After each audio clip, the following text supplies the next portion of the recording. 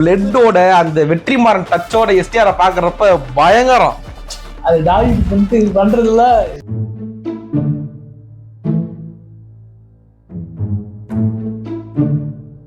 அனி பிஜிஎம்டா என்ன மாதிரி உருட்டி வச்சிருக்கான். ஐயோ செம்ம. நெல்சன் வந்துட்டு நாங்க பாத்துக்கிறோம் நீங்க போங்க அப்படின்னு அது கூட விடு.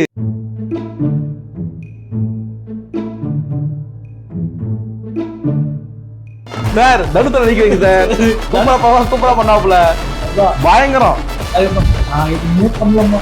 ஐயோ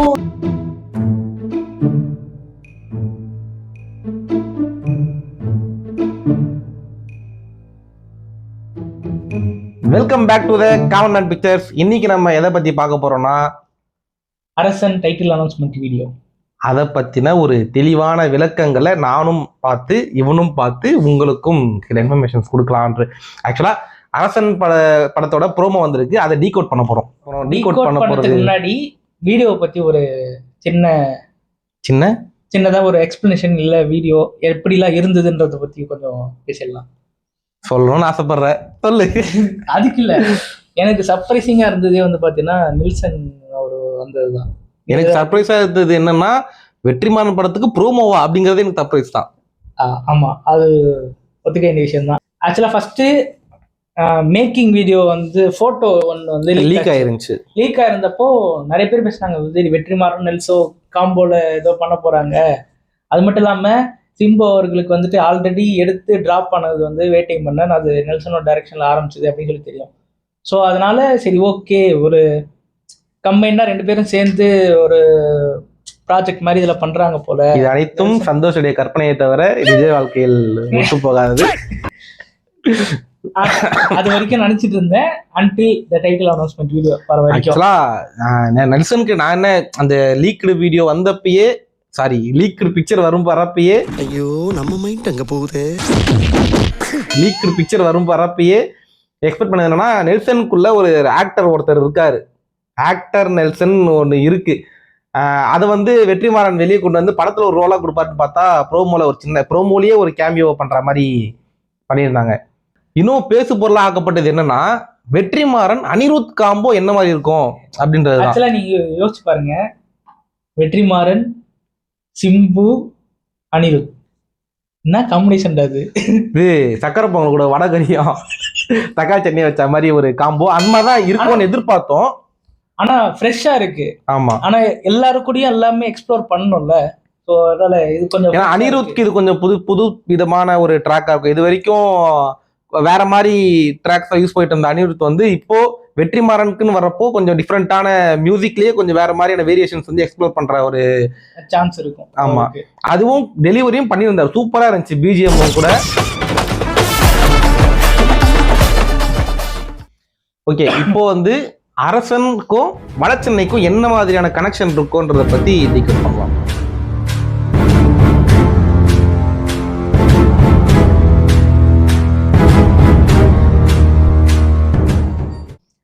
வந்துட்டு ஸ்லிப்பரை வச்சு நடந்து வருவாரு, கத்தியை காட்டுவாங்க, அப்படியே ஃப்ரண்ட்ல கொண்டு வருவாங்க, நடந்து வருவாங்க.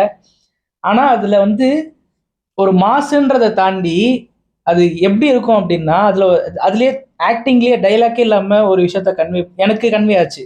என்ன அப்படின்னா நடந்து வந்துட்டு சைக்கிள் எப்படி கை வைப்பாரு, வச்சுட்டு எடுத்து ரத்தத்தை இப்படி பாக்குறப்போ தெரியாம இதுக்குள்ள வந்துட்டோமோ, இது தேவையில்லாதது, நமக்கு இதெல்லாம் தேவையே இல்லை, ஒரு வேண்டா வெறுப்பா இப்படி ஒரு சிச்சுவேஷன்ல நான் மாட்டிக்கிட்டேனேன்ற மாதிரியான ஒரு எக்ஸ்பிரஷன். மேபி எஸ்டிஆருக்கும் அரசனுக்கும் அந்த சைக்கிளுக்கும் ஒரு கனெக்ஷன், எப்படி வடசென்னையில அன்புக்கும் கேரம் போர்டுக்கும் ஒரு கனெக்ஷன் இருந்துச்சோ அந்த மாதிரி அரசனுக்கும் சைக்கிளுக்கும் ஒரு கனெக்ஷன் இருக்கலாம்னு தோணுது. ஏன்னா போஸ்டர்லயே அதை மென்ஷன் பண்ணிருப்பாங்க, அந்த போஸ்டர் தான் விட்டுருப்பாங்க ஃபர்ஸ்ட். ப்ரோமோ வீடியோல அது வந்திருக்கும், அதோட கண்டினியூஷன் ஃபுல் லென்த் தான் இந்த டைட்டில் அனௌன்ஸ்மெண்ட் வீடியோ. அதுக்கப்புறமா ஆளுங்க கத்திட்டு வருவாங்க, நம்ம ஏரியாவுக்குள்ள வந்து எவனோ போட்டானடா. அப்ப கூட பாத்தீங்கன்னா மூஞ்ச கழுவிட்டு மறுபடியுமா அப்படின்ற மாதிரி தான் ஒரு எக்ஸ்பிரஷனை கொடுத்துருப்பாரே தவிர ஒரு மாசு வந்து அடிக்கிறான் பாடுறா அப்படின்ற மாதிரி இருக்காது. அது வந்து மறுபடியுமா சரி வா போ அப்படின்னு சொல்லிட்டு போற மாதிரிதான் இருக்கும். ஆனா ஒரு லுக்கு மட்டும்தான் திரும்பி இப்படி பாக்குறப்போ லைட்டிங் அடிக்கும், அது ஒண்ணு மட்டும்தான் ஒரு மாசான விஷயமா இருந்தது தவிர மீது ஃபுல்லாவே ஒரு ஆக்டிங் ஸ்கோப் மாதிரி தான் எனக்கு ஃபீல் ஆச்சு. இந்த ப்ரோமோட ஸ்டார்டிங்லேயே பார்த்தீங்கன்னா ஒரு ஃபில்ம் மேக்கர், அதாவது நெல்சன் அந்த ரோல் பண்ணியிருப்பாரு. ஒரு ஃபில்ம் மேக்கர் வந்து அவரோட கதைக்கான ஒரு ரெஃபரன்ஸை ஒரு அக்யூஸ்ட் கிட்ட, அவர் கொலை பண்ண அக்யூஸ்ட் கிட்ட ஒரு ரெஃபரன்ஸ்க்காக அவர் லைஃப்ல இருக்க கதையை எடுக்கிறதுக்காக வந்திருக்க மாதிரி காமிச்சிருப்பாங்க. சேம் அதே விஷயங்க நடந்திருக்கும். பார்த்தீங்கன்னா வெற்றிமாறன் வந்து பொல்லாதவன் எடுத்த டைம்லயா இல்ல வடச்சென்னை எடுத்த டைம்ல நினைக்கிறேன், கேங்ஸ்டர்ஸ்க்கான வாழ்க்கை அந்த மாதிரியான ஒரு படம் தான் எடுக்கிறோம். ஸோ வந்து அந்த கேங்ஸ்டருக்கான ஒரு லைஃபை வந்து எப்படி இருக்குன்னு பார்க்கறதுக்காக மயிலை சிவகுமார் அப்படிங்கிற ஒரு லோக்கல் கேங்ஸ்டர் கிட்ட கூட வந்து டைம் ஸ்பெண்ட் பண்ணதா, அது மாதங்களாவோ நாட்களாவோன்னு சரியா தெரியல, டைம் ஸ்பெண்ட் பண்ணதா அதுக்கான போட்டோஸ் கூட ரிலீஸ் ஆயிருக்கு. அது நம்ம கீழே ஷோ பண்ணுவோம். நெல்சன் தான் வந்துட்டு வெற்றிமாறனாகவும், சிம்பு தான் வந்துட்டு மயிலை சிவகுமார் அப்படின்ற மாதிரியான நிறைய இருக்கும்னு சொல்ல வரல, இருக்கலாம் அப்படின்னு சொல்ல வரோம்.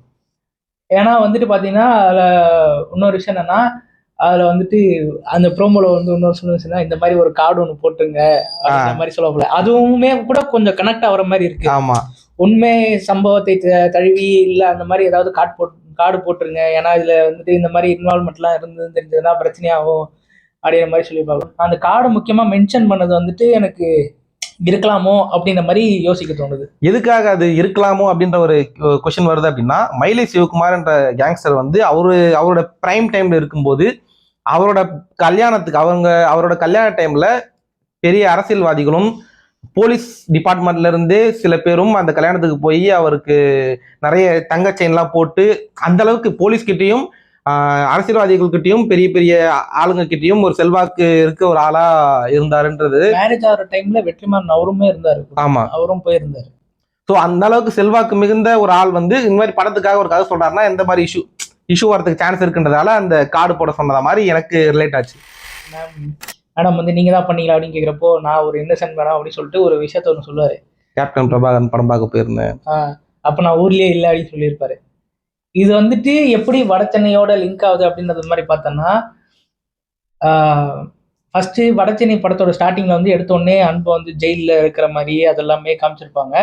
அன்போட கதை ஸ்டார்ட் ஆகுறப்போ வந்து ஆக்சுவலாக வெற்றிமாறன் வாய்ஸோட வரும், அன்பு பத்மா நார்குடி ஆட்டம் அப்படின்னு சொல்லும்போது எடுத்த உடனே ஷார்ட்ல வந்துட்டு கேரம் போர்டில் காயின்ஸ் அடிக்க வச்சிருப்பாங்க. அதுல 1991 அப்படின்னு சொல்லிட்டு வரும். அதாவது தனுஷோட டீனேஜ் காலத்துல அவர் கேரம் போர்டு ஆயிட்டு இருந்த காலம் வந்து 1991 காலம். அதே டைம்ல தான் வந்துட்டு நம்ம கேப்டன் பிரபாகரன் படமும் ரிலீஸ் ஆன வருஷம் வந்து 1991. ஸோ ரெண்டு டைம் லைனும் ஒரே டைம் லைன் அப்படிங்கறத வந்து அந்த இடத்துல மென்ஷன் பண்ணியிருக்காங்க. அந்த கேரம் போர்டு சீன் வந்து 1991 அப்படின்னு சொல்லிட்டு மென்ஷன் பண்ணியிருப்பாங்க. அந்த சீனு கூட பாத்தீங்கன்னா கரெக்டா எந்த டைம்ல இருக்கும் அப்படின்னு சொல்லி பாத்தீங்கன்னா, அந்த கேரம் போர்டுக்கு ஆடுறது வந்து பாத்தீங்கன்னா டோர்னமெண்ட் மாதிரி இருக்காது, சிவா வந்து பெட்டிங் மேட்ச்க்காக கூட்டு போற மாதிரி இருக்கும். கரெக்டா அந்த டைம்ல தான் வந்து ஒரு இம்பார்ட்டன்டான நியூஸ் ஒன்று வரும், டெலிஃபோன்ல எல்லாருக்கும் பரவ ஆரம்பிக்கும். அந்த மாதிரி ராஜீவ்காந்தியை மட்டும் பண்ணிட்டாங்க, இது ஸ்ரீபெரும்புத்தூர்லையா அப்படின்னு சொல்லிட்டு ஒரு அனௌன்ஸ்மெண்ட் வரும். இந்த மாதிரி ராஜீவ்காந்தியை வந்துட்டு அசசினேட் பண்ணிட்டாங்கன்னு சொல்லிட்டு. அந்த இயரும் பாத்தீங்கன்னா 1991. கிட்டத்தட்ட அது ரெண்டுமே வந்துட்டு கேப்டன் பிரபாகரன் ரிலீஸ் ஆனதும் ராஜீவ்காந்தி அவரை வந்துட்டு அசசினேட் பண்ணது ரெண்டுமே வந்துட்டு same year same month. Captain Prabhakaran release ஆனதும் சேம் இயர். ஸோ அந்த டைம் லைன் தான் அரசனோட டைம் லைனும் அன்போட டைம் லைனுன்ற மாதிரி மேட்ச் ஆயிருக்கு. வடச்சென்னை படத்துல 1991 அந்த டைம்ல நடந்துகிட்டு இருக்கோம். இந்த பக்கம் அரசன் பார்த்தீங்கன்னா அதே சேம் தான், அந்த 1991 கேப்டன் பிரபாகரன் படத்தை பார்க்க போயிருந்தேன்னு சொல்லியிருப்பாரு. அப்பதான் இந்த ட்ரிபிள் மர்டரும் நடந்திருக்கும்னு அந்த இடத்துல மென்ஷன் பண்ணியிருப்பாங்க. ஸோ அப்படியே நம்ம வடச்சென்னை பக்கம் வந்தோம் அப்படின்னா, அந்த 1991 அந்த கேரம் போர்டு பெட் மேட்ச் ஆடுனதுக்கு 2 சீனுக்கு அப்புறம் போலீஸ் வந்து பிடிச்சிட்டு போயிருப்பாங்க அன்பை. பங்க் வச்சிருக்கான், முடிவை வளர்த்து வச்சிருக்கான் அப்படின்ற பிடிச்சிட்டு போயிருப்பாங்க. ரிலேஷனா வீட்டுல போய் பேசு, அது என்ன ரோட்ல வச்சு பேசுறேன்னு சொல்லிட்டு இது வந்து இந்த தீயா தான் இருக்கணும் அவசியம் இல்லை, மேபி இருக்கலாம் அப்படின்ற கனெக்ஷன் எங்க இருந்து வருதுன்னா, அந்த ட்ரிபிள் மர்டர் நடந்த கேஸ்ல வந்து பங்க் வச்சிருந்த அந்த படத்தை அந்த சீன்ல அரசன்ல பாத்தீங்கன்னா சிம்பு ஃபங்க் வச்சிருப்பாரு அந்த ட்ரிபிள் மர்டர் நடந்தப்போ. மேபி அந்த இடத்துல வந்து ஃபங்க் வச்சிருக்க ஒரு அடையாளத்துக்காக அந்த இடத்துல போலீஸ் பிடிச்சிருக்கலாம். அதுக்காக கூட அந்த ஃபங்க் வச்ச தனுஷ் அந்த இடத்துல பிடிச்சி போலீஸ்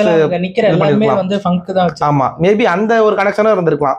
லொகேஷன் வைஸ் பாத்தீங்கன்னா நம்ம வடசென்னை முழுசா பாக்குறப்போ அந்த கடற்கரையை ஒட்டியே அந்த படத்தை ஃபுல்லா முடிச்சிருப்பாங்க. எக்ஸாக்டா சொல்லணும்னா N4 மற்றும் அதை சுற்றி இருக்க பகுதிகளில் அந்த ஸ்லம் ஏரியா இருந்த மாதிரி காமிச்சிருப்பாங்க. மொத்த கதையும் அதுக்குள்ளேயே முடிஞ்சிடும். கதையே அதை பத்தி தான். ஆமா, அதுக்குள்ளேயே நம்ம என்க்ரோச்மெண்ட் மாதிரி. ஏன்னா ரோடு வந்து 4-வே 8-வே பண்ண போறாங்க, அதனால இருக்கிற படகு எல்லாத்தையுமே காலி பண்றது, அப்படிதான் ஆரம்பிக்குமே கதை. அந்த மாதிரி அது சம்பந்தப்பட்ட படம்ன்றதுனால அது ஃபுல்லாவே அதுக்குள்ளேயே இருக்கும்.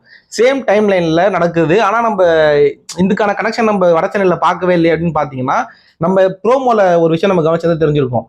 அந்த இடத்துல அந்த ஃபுல்லா பிளட்டோட அரசன் கேரக்டர், அதாவது சிம்பு கேரக்டர் வந்து ஒரு இடத்துல இருந்து உட்காருவாங்க. பேக்ரவுண்ட்ல சவுண்ட் கேட்கும். தம்பி ட்ராக் ஆண்ட ஒரு பையன் போயினுக்கிறான், கத்தி வச்சு ஒரு பையன் போயினுக்கிறான் பான்ற மாதிரி ஒரு டைலாக் வரும்.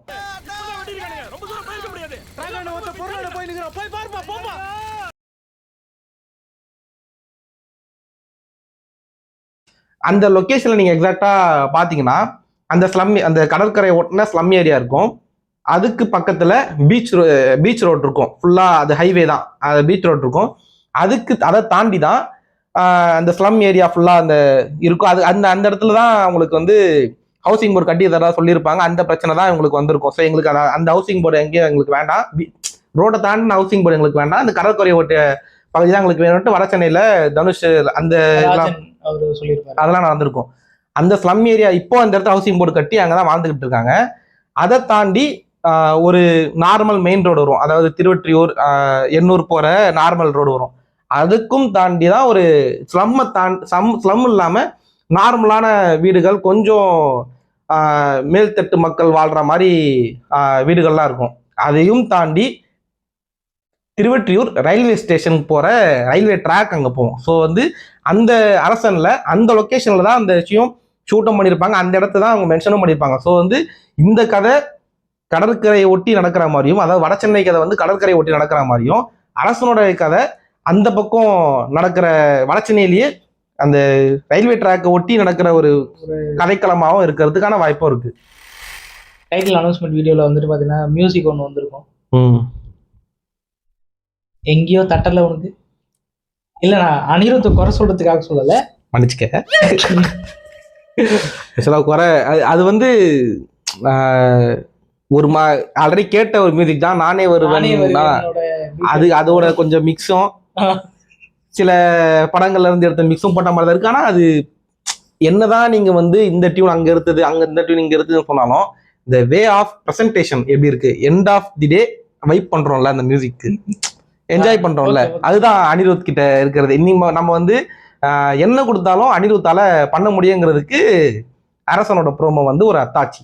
எனக்கு பர்சனலா ஒர்க் அவுட் ஆச்சு அந்த பிஜிஎம், சிம்போட ஸ்கிரீன் பிரசன்ஸு, வெற்றிமாறனோட மேக்கிங்கு எல்லாமே எனக்கு பர்சனலா பிடிச்சிருந்துச்சு. எனக்கு வந்துட்டு எனக்கு அதே டெக்னீஷியன்ஸ் தான் இதுல ஒர்க் பண்றாங்க அப்படின்னு சொல்லிட்டு நினைக்கிறேன். ஆமா, சேம் டெக்னீஷியன்ஸா இருந்தா இன்னும் கொஞ்சம் எனக்கு ஹாப்பி. எனக்கு வந்து ஏன்னா வெற்றிமாறன் சாரோட ஃபிலிம்ஸ்ல வந்து பார்த்தோன்னா அவர் யூஸ் பண்ற விஷுவல்ஸா இருக்கட்டும், யூஸ் பண்ற கலர் பேலட்ஸ் எல்லாமே பார்த்தீங்கன்னா தனியா தெரியும். அது இவரோட டெம்ப்ளேட்டு அப்படின்ற மாதிரி இருக்கும். டெக்னிக்கலா இருக்கிறவங்களுக்கு தெரிய வரும். அவரோட படங்கள் எல்லாமே எடுத்து பார்த்தீங்கன்னா அவரோட படங்களுக்குன்னு ஒரு ஷேட்ஸ் இருக்கும். இந்த கலர் பேலட் தான் அப்படின்ற மாதிரி ஒரு யூஸ் பண்ணியிருப்பாரு. ஸோ இதுக்கு முன்ன ஒர்க் பண்றவங்களோட அதே டெக்னிக்கல் டீம் தான் எங்களுக்கும் இருந்தாங்கன்னா பெட்டரா இருக்கும். ஆனா வெற்றிமாறன் படத்துக்கு இது கடைசி படத்துல ஒரு சின்ன சின்ன எரர்லாம் இருந்துச்சு. அதெல்லாம் கொஞ்சம் சரி பண்ணிட்டு பண்ணாருன்னா, வெற்றிமாறன் படங்கள்ல குறை சொல்ற அளவுக்கு நம்ம பெரிய நாலேஜ் பர்சன் கிடையாது. ஆனா இருந்தாலும் வெற்றிமாறன் படத்துல வெளிப்படையா போன படத்தை தெரிஞ்சது என்னன்னா அந்த டப்பிங் இஷ்யூ ஒன்று இருந்துச்சு. இதுலயுமே நிறைய பேர் சொல்றாங்க டப்பிங் கொஞ்சம் இது ப்ராப்ளம் இருக்கு. டப்பிங் அது அவர் ரெகுலரா அவரோட படங்கள்ல வந்து டப்பிங் இஷ்யூ இருக்கும். அது வந்து ரொம்ப பெருசா தெரிய வந்தது வந்து விடுதலை பார்ட் 2லயும் விடுதலை பார்ட் 1லயும். ஏன்னா அவர் மேக் பண்ணும்போது அவர் எழுதின டைலாக் வேற, டப்பிங் பண்ணப்போ அவரு கொடுத்த டைலாக் வேறனா கொஞ்சம் எக்ஸ்ட்ராவா கொடுக்கும்போது எல்லா ஷாட்டையும் முதுகுக்கு பின்னாடி வச்சு டப்பிங்லயே மேட்ச் பண்ணிட்டாரு. எல்லாருக்குமே ஒரு இம்ப்ரவைசேஷன் சொல்லிட்டு வந்துகிட்டே இருக்கல, ஒவ்வொரு நாளும் ஒரு இம்ப்ரவைசேஷன் வந்துகிட்டே இருக்கும். இதை வந்து இந்த அரசன் படத்துல அவர் இம்ப்ரூவ் பண்ணிட்டாருன்னா மேபி இன்னும் பெட்டரா வரும். இன்னொரு பக்கம் என்ன கஷ்டமா இருக்குன்னா, போன மாசம் வரைக்கும் இந்த மாதிரி யூனிவர்ஸ் ப்ரோமோ ஷூட்னு வச்சுட்டு இருந்த ஒருத்தர் இப்ப என்ன நிலைமையில இருக்கான்னு உங்களுக்கு தெரியும். நான் ப்ரோ ஒரு அளவுக்கு தான் ப்ரோ, எல்லாமே சும்மாலாம் நோண்ட கூடாது ப்ரோ. இன்னொன்னு எனக்கு என்னன்னா, வட சென்னையில ஒர்க் அவுட் ஆனது பார்த்தீங்கன்னா எல்லா கேரக்டர்ஸோட இருப்பாரு. தனியா இப்போ வந்து அசுரன் எடுத்தீங்கன்னா தனுஷ் தான் கேரக்டரே, அவரை வச்சுதான் படமே நடக்கும். ம். ஸோ ஆனா வட சென்னைன்னு பாத்தீங்கன்னா ஹோல் கேரக்டர்ஸோட இருப்பார் அவர். ஆமா. அதனாலதான் வந்துட்டு அது வந்து ரொம்ப கனெக்ட் ஆச்சு. ஏன்னா இப்போ வந்துட்டு அதான் எல்லாருமே சொல்ற மாதிரி இப்போ வந்து அவங்க பேர் சொன்னாலே அவங்க ரியல் ஆக்டர் பேர் சொன்னா கூட நமக்கு அந்த ஃபேஸ் ஞாபகம் வராது. செந்தில், குணா, வேலு, தம்பி, இப்போ நான் சொல்லும் போதே உங்களுக்கு டக்குன்னு அவங்களோட ஃபேஸஸ் ஞாபகம் வரும். ஆமா, அந்த மாதிரி So, அந்த அளவுக்கு ஒரு கேரக்டர்ஸோட பேக்கப் கொடுத்து அவங்களுக்கான ஒரு ஆர்க்கு கொடுத்து ரெடி அதோட எவால்வ் ஆகுற மாதிரியான ஒரு கேரக்டரா தான் அன்பு இருக்கும். ஸோ அந்த மாதிரி இருந்தா சிம்புக்காக அவர் ஒரு மாஸ் ஹீரோ, அந்த ஒரு ஸ்பெஷல் எலமெண்ட்ஸ்லாம் எதுவுமே இல்லாம வெற்றிமாறன் படத்தை எங்களுக்கு கொடுத்தா சாட்டிஸ்ஃபை ஆகும். ஆமா. ஸோ இதெல்லாம் தான் நாங்க அனலைஸ் பண்ண அரசனுக்கும் வடசென்னைக்கும் இருக்கிற ஒரு கனெக்ஷன். இது தாண்டி உங்களுக்கு ஏதாச்சும் ஓகே இந்த மாதிரி கனெக்ஷன் இருக்கலாம் அப்படின்ற நீங்க அனலைஸ் பண்ணி இருந்தீங்கன்னா கமெண்ட் பாக்ஸ்ல கமெண்ட் பண்ணுங்க. மறக்காம சேனலை சப்ஸ்கிரைப் பண்ணுங்க. அடுத்து நாங்க என்ன வீடியோ பேசணும் அப்படிங்கிறதையும் நீங்க ரெஃபர் பண்ற மாதிரி இருந்தா கமெண்ட் பாக்ஸ்ல கமெண்ட் பண்ணுங்க. இன்னொரு சிறப்பான வீடியோல நான் உங்களுக்கு சந்திக்கிறோம். அது வரைக்கும் பாய் ஃப்ரம்